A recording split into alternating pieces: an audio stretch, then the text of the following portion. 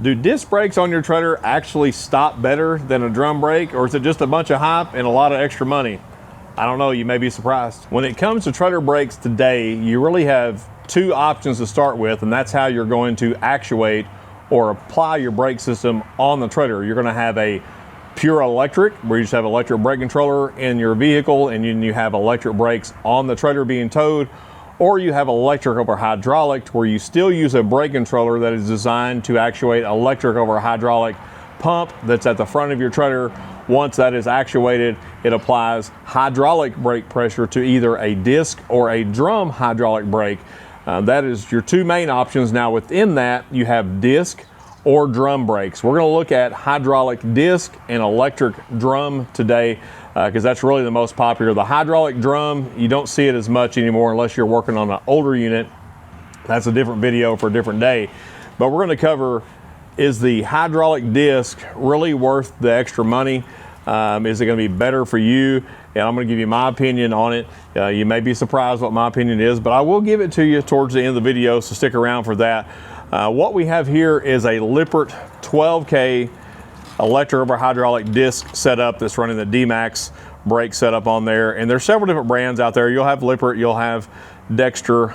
If you're running an aftermarket setup, you can see DEEMAXX, you can see Kodiak as well. So there's several different brands out there. We'll touch on the marine industry a little bit as well, but we're really going to focus on this. We're going to talk about some of the pros and cons, sometimes when I think it's better or not to run either a disc or a drum setup, and what I prefer. So down here we have a 3,500 pound disc, and this is set up, this is for the marine industry, but you can see this just on your regular utility trailers or cargo trailers. You can have a disc set up. It's pretty much going to be the same components whether you're running a 35, 12, or 15. It's just going to be bigger components, different price obviously for replacement components, and the same can be said for your electric setup. So this is going to be a drum. I believe this is for a older style 10K. This electric brake here is for an 8K. This would not go in there. I simply got this one because it was closer to get, but this is basically just your electric brake. It would be the same setup for 3,500 pound and up, with the exception of once you get into the 8K range, they come automatic with self-adjusters. 7K and down, you do have the option for self-adjuster or manual adjust. We have some videos on that we'll leave in the link in the description below to help you make sure you're doing those adjustments in the correct intervals on there. Which one do I think is better? I think they both have their place. Which one stops the best? In my opinion, just right off the bat, the short answer is the disc is going to be premium stopping power against the drum. And I'm not going to argue with that. I don't think you can argue with that. If you're running a properly maintained disc setup against a properly maintained drum setup, the disc setup is going to stop better. It's going to have harder stopping. It's just going to do a better job, just like it would be on your automobile. If you're like me, I remember one of my first vehicles was a early 60s Ford pickup that had front drums on it. I may have put a little more engine in it than what it wanted. And when you go to stop that bad boy, you got to do some brake pumps and a little bit of prayer to make sure you can get stopped if you've been romping on it. You can have the same scenario with a trailer if you're running a drum, especially if it's not properly adjusted compared to a disc. So some of the pros, let's just start with the good. A pro to the disc brake setup is they are going to stop better. You do not need to make a manual adjustment on the disc. It does not even have an automatic adjustment. The only adjustment you have on this is how much power you're sending back, which is how much fluid pressure you're sending back in order to stop that. So you're going to go off a feel off of your brake controller. So there is no adjustment. You don't have to stop every 3,000 miles to do any type of brake adjustment. It's just going to stop, and it's going to stop hard. If you're running a drum setup, if you're using a non-self adjuster, you're going to have to do a manual adjustment on that. So that is a pro to the disc brake. The other thing to a disc brake that is a pro, if you take a flashlight with the wheels and tires mounted, you can usually visibly see all of your components. You can see the pad thickness, you can see the caliper condition, you can see the condition of the wear on the rotor. So it is visible in most setups, especially on a single wheel. Dual's a little tougher, but you can usually still see it with a flashlight. You can see where you're at as far as wear. So that's another pro. And really that's it. It stops better, it's no brake adjustment, and you can see it.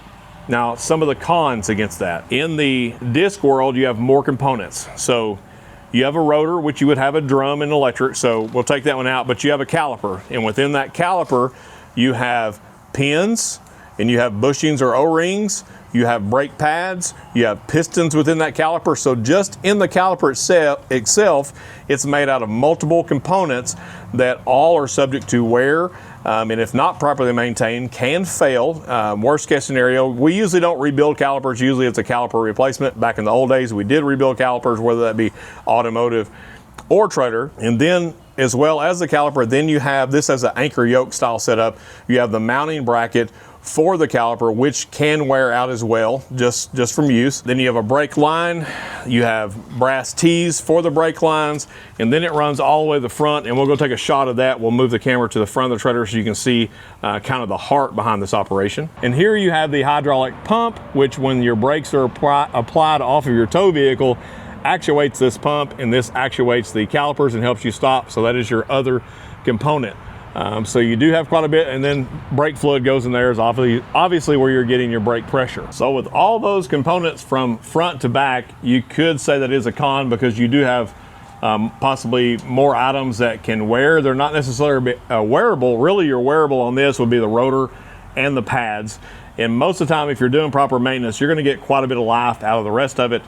But it could be a con just from all the separate things. The other issue with all the steel brake lines or rubber brake lines or any type of T, you could hit road debris and cause one of those lines to fracture or crack. If you lose fluid out of this system, you won't have any brakes. Even if you have a small leak, none of the brakes are going to work. If you lose fluid long enough in the pump and you're still trying to actuate that, you're going to run the pump dry, which will smoke the pump, and you will have to get a new pump at that time. The other con would be price of replacement components. The components on this, if you had to do a full brake job, if you had to replace caliper and rotor and pads, is likely going to be more costly than just replacing a brake drum and brake assembly. Availability would be the other issue.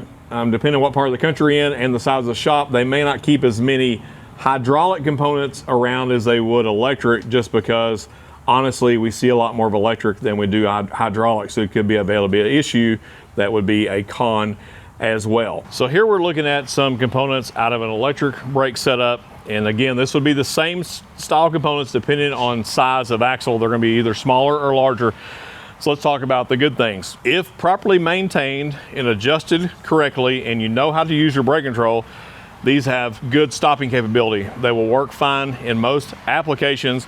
It can get you stopped and probably will fit all of your needs. Another pro to this is availability. These parts are usually going to be readily available, especially if you're in a smaller axle, say 7K and down. Even a small shop, even some of your big box stores keep those parts in stock, whether that be magnet brake assembly or drum assembly to go along with it. So availability. Cost. Many times the brake assembly and drum, even if you have to replace both, it's going to be cheaper than the components that are required on a hydraulic setup for disc brakes. You don't have a pump with this. You use a brake controller, which you're going to have for the hydraulic setup as well, but not all brake controllers are equal. Electric controller will always run electric brakes, but it may or may not run electric or hydraulic brakes. You got to make sure you have the right controller, but you just have the controller and wiring. So if you snip a wire, you may lose your brakes, but that can be many times repaired on the side of the road with something as simple as a butt connector, or if you're in a pinch, a wire nut, and yes, I'm gonna say it, even a Scotch lock, just to get you to where you can get you a good heat shrink butt connector. So you don't have all the hydraulic fluid, you don't have all that stuff, you just have just simple brake wiring from front to rear. For your DIY especially, it's easier to repair, and even on this, many times it's easier to replace these parts for a DIY. It's more budget friendly, and it's just simpler as far as the components. You don't have to have as much knowledge as far as the working components of this compared to what you can have on the disc. Now the cons to this, the cons would be it's not gonna stop as good as a disc.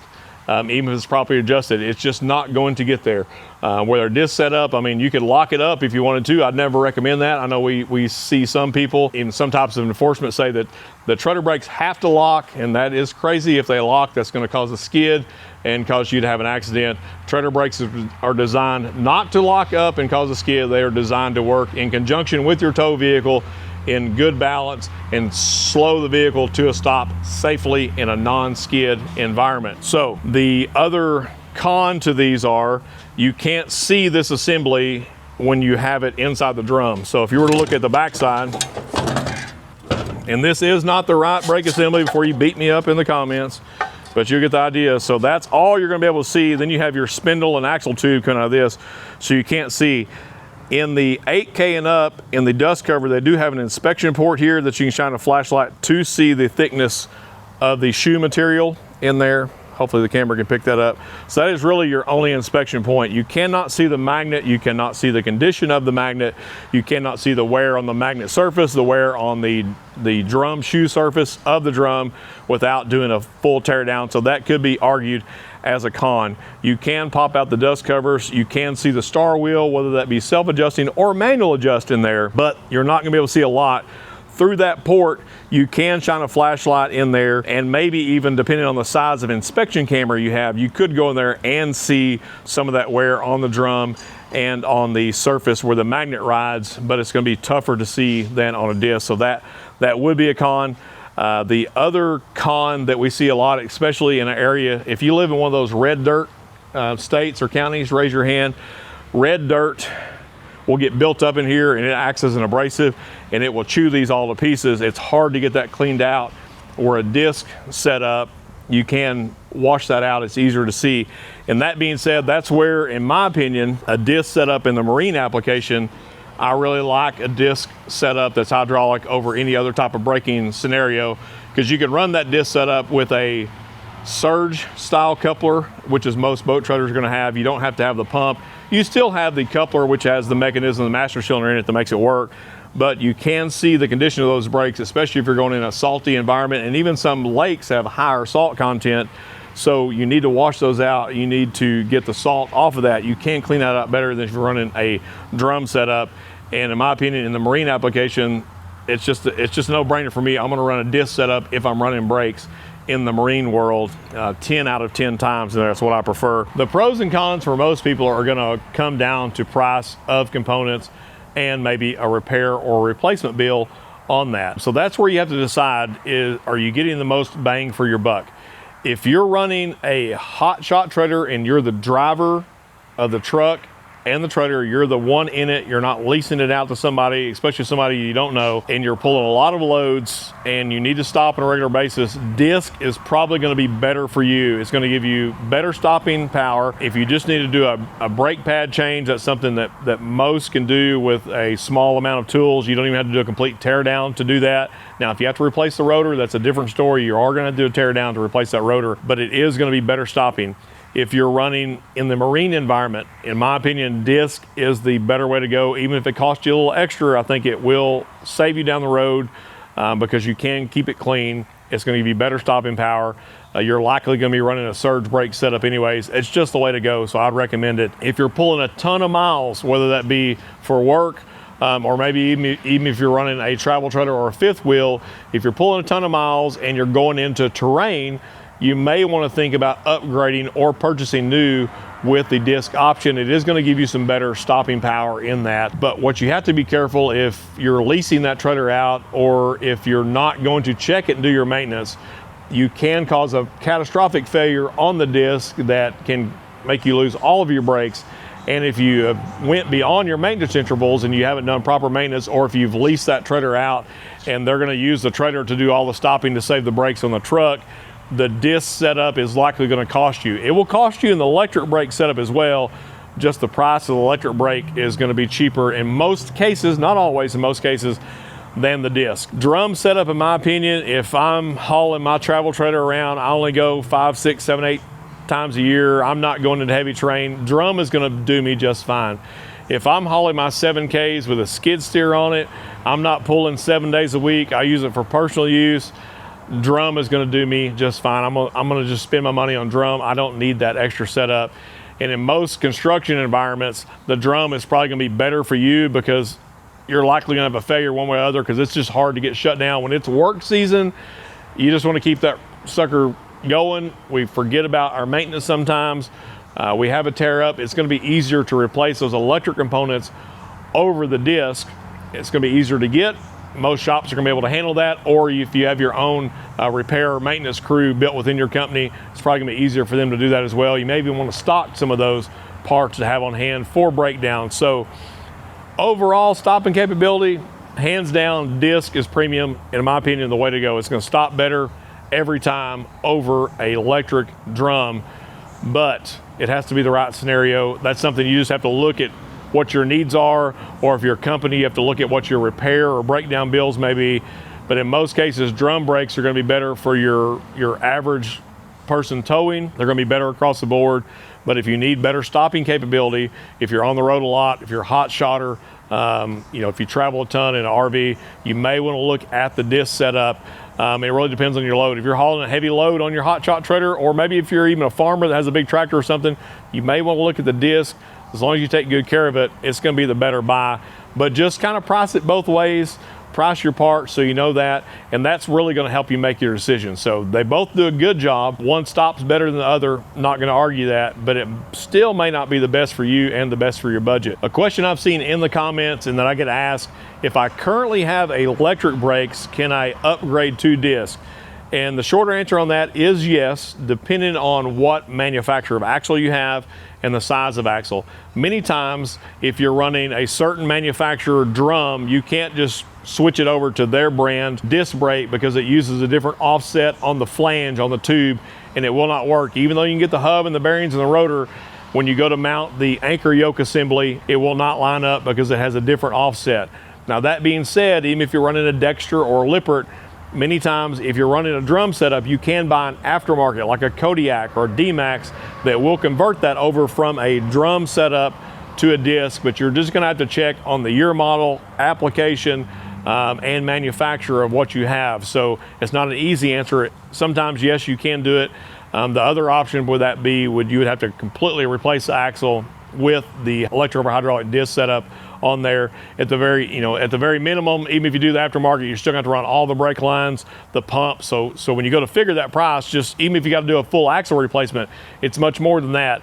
It's all the plumbing and it's the pump. So it's not going to be hundreds of dollars, it's going to be thousands of dollars in order to upgrade that, whether you're doing that DIY or if you're paying a shop. And you may have to change your brake controller in the truck, even if you have a factory controller or an aftermarket. If you don't have one that's equipped to toggle in between electric over hydraulic and electric, that's another $100, $200 or $300 you're going to have to spend on that. So yes, it can be retrofitted sometimes, but not always. So make sure you do your homework. Make sure whoever you're buying your parts from, you give them all the information you can. They'll be able to help you, let you know whether you can retrofit or if you're going to have to upgrade with new components. At the end of the day, just make sure what you have is properly maintained. Make sure it does stop, and make sure the lug nuts are tight, and just keep on rolling, keep working, and keep on going and having good recreation time with your family. And you'll probably be okay as long as you do your maintenance.